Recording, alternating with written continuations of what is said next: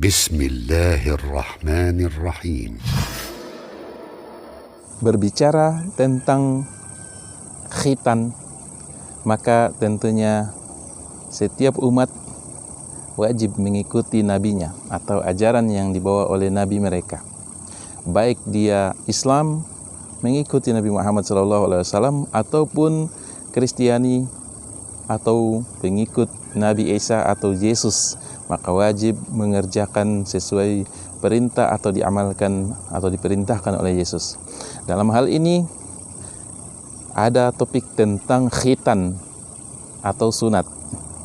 Nah, apa itu khitan? Khitan secara bahasa adalah al-khotnu, yaitu artinya memotong. Memotong yang dimaksud adalah memotong kulub yang menutupi kemaluan.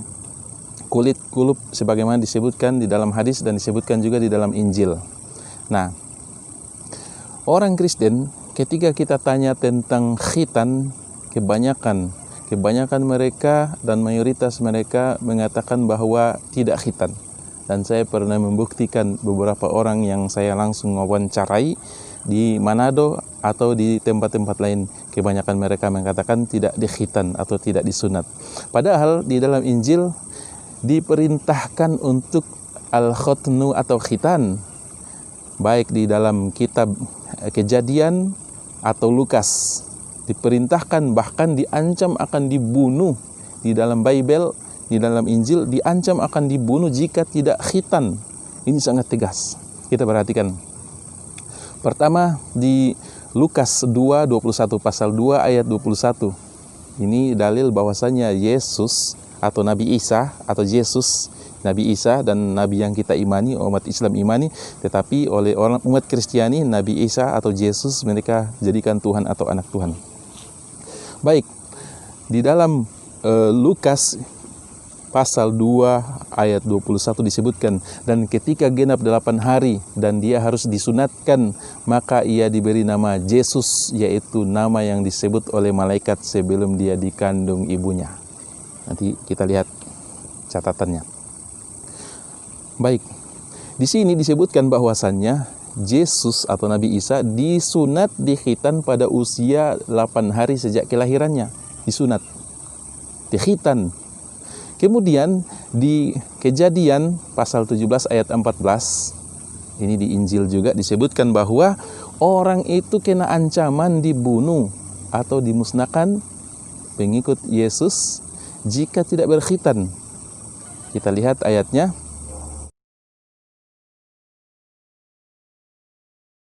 Baik, di Kejadian pasal 17 ayat 14, dan orang yang tidak dikhitan, yakni laki-laki yang tidak dikerat kulit khotannya, maka orang itu harus dimusnahkan, harus dibinasakan dari orang-orang sebangsanya. Dia telah mengkhianati risalahku atau dia telah mengkhianati ajaranku. Kita lihat bahwasannya di dalam Bible itu perintah tegas untuk mengkhitankan. Bagi laki-laki mengkhitankan dirinya atau mengkhitankan, dan orang yakni laki-laki yang tidak dikerat kulit khotannya, tidak dikupas dan tidak dikuliti, maka orang itu harus dilenyapkan, harus dibinasakan dari antara orang-orang sebangsanya. Dia telah mengingkari perjanjianku. Bayangkan, ini perintah tegas, sehingga wajib bagi pengikut Injil Bible untuk khitan, bukan khitan hati, tetapi harus dikhitan kemaluannya, kulit kulubnya. Sekarang ketika kita diskusi dengan orang non-muslim, dengan Kristiani, mereka mengatakan bahwa saya sudah khitan dan saya sudah khitan dengan dokter dan lain sebagainya, maka timbul kontradiksi, ada tabrakan dalil. Di Galatia pasal 5 ayat 2, ini di Injil, di Bible, Galatia pasal 5 ayat 2 disebutkan, Paulus berkata, sesungguhnya aku Paulus berkata kepadamu, jikalau engkau menyunatkan dirimu, Kristus tidak berguna bagimu. Kita lihat.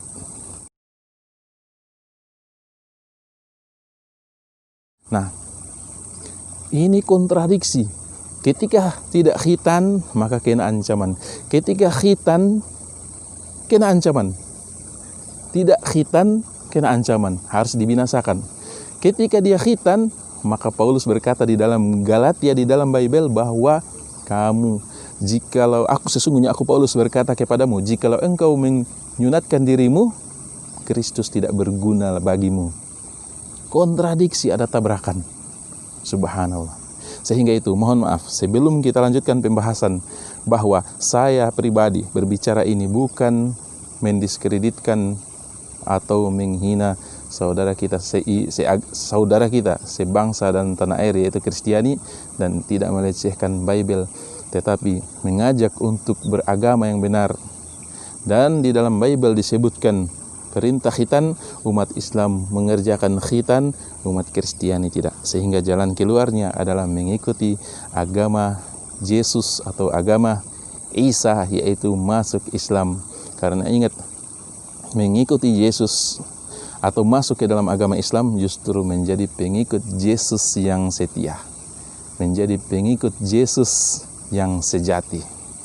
Jadi kembali kita ingatkan bahwasannya jalan keluarnya terhindar dari kontradiksi yang banyak adalah mengikuti agama Islam, karena agama Islam mengerjakan seluruh yang diperintahkan di dalam Injil, dan kebanyakan teman-teman Kristiani bahkan yang tidak mengamalkannya. Kemudian terakhir saya kutip dari kitab Barnabas, Injil Barnabas pasal 22 ayat 2, bahwasannya Yesus menjawab, sungguh kukatakan kepadamu bahwasannya anjing lebih mulia dari orang yang tidak bersunat. Anjing lebih mulia dari orang yang tidak bersunat. Jadi ini semuanya di dalam Bible, bukan karangan saya sendiri, tetapi ada dalam kitab suci mereka. Dan sekali lagi, atas dasar rasa cinta dan kasih dan persaudaraan sebangsa dan setanah air, saya mengajak untuk mengikuti agama Yesus yang sesungguhnya, yang sebenarnya, dengan cara masuk ke dalam agama Islam. Semoga Allah memberikan hidayah kepada kita semuanya, sehingga kita semua selamat dunia dan akhirat. Barakallahu fikum.